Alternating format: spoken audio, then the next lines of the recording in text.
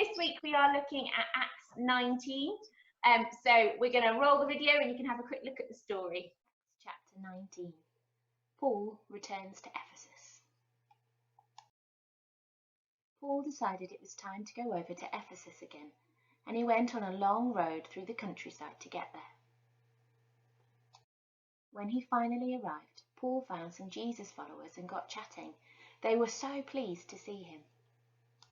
Paul really wanted to know whether or not they were filled with the Holy Spirit, because if they weren't, he wanted to pray for them. Paul knew that God the Father wanted everyone to have the Holy Spirit living in them, just like he'd sent the Holy Spirit to fill the Jesus followers at Pentecost. But not all the new believers knew about the Holy Spirit. Some of them had chosen to follow Jesus and love God and been baptized and everything, but hadn't been told about the Holy Spirit. Paul explained to the believers that they were still Jesus followers and that God still loved them, but he had even more to give them. Listen, said Paul, when you were baptized, that was great, but it was just a baptism that showed you wanted to change and leave your old ways behind and follow Jesus. But God's got even more for you. The Holy Spirit can make a big difference. He's the one who helps you to listen to God. He helps you to make good choices for God. He helps you to be brave and know that God is with you, and so much more. The Holy Spirit is awesome. Let me pray for you. Once the believers understood what Paul was talking about, they couldn't wait to be filled with the Holy Spirit. So Paul prayed for the believers. He put his hands on their heads and asked the Holy Spirit to come and fill them up. And the Holy Spirit came and filled them from the top to their toes.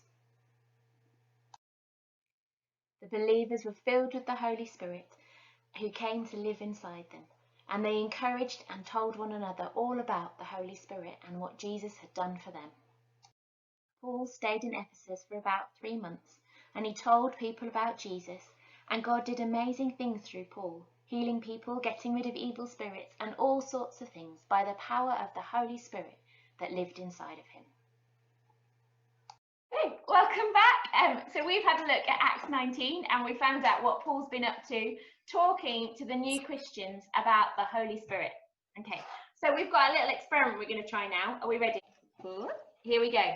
So I've got a cup and I've got some water.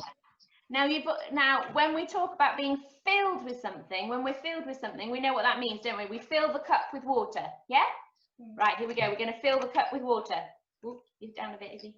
That's not. Here we go. We're going to fill the cup with water. What happened? What did I do wrong? What went wrong? What went wrong? And what went wrong is that you turned the cup upside down, and when you poured the water in, it didn't go in, it just splashed out. It splashed and went away. Try again. Hold on. Here we go. Let's try again.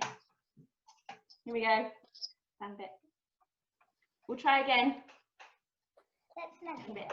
There we go. Okay, here we go. Let's try again. That way up. Is that the right way up? Yeah. And if I pour the water in, what happens? It fills up. Okay, there we go. Can you pick it up then? Thank you. So being baptized in the Holy Spirit is a bit like that. God really wants the Holy Spirit to come and fill us. But we have to choose to say, yes, I want the Holy Spirit. God doesn't force us to do anything we don't want to do. But we have to choose to say yes to the Holy Spirit filling us up. Okay, it's like we have to make sure our cup is the right way up, ready to receive the Holy Spirit. Okay, so we've been learning all about the Holy Spirit and what he does for us. And the kids are going to tell you a little bit about what the Holy Spirit does in a video in a second. But we will hand straight back to Stephen after the video finishes. So we're going to say goodbye and thank you for joining us. Bye. So this week in children's work, we've been hearing about Paul telling people about the Holy Spirit, and the children are going to tell you very briefly about why it's so important to be filled with the Holy Spirit and how it helps us in our walk with Jesus. So over to the children.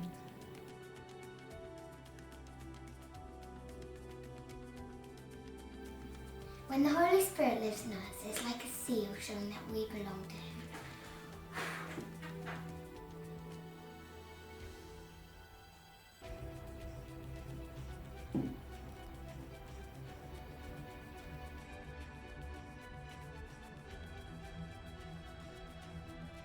I love the Holy Spirit because it gives us power.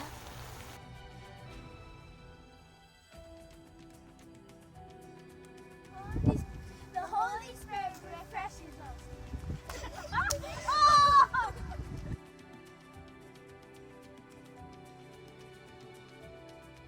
And the Holy Spirit lives in us.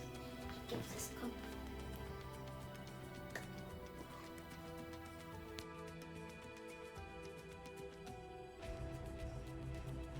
Spirit is like a guide to help us choose the right choices.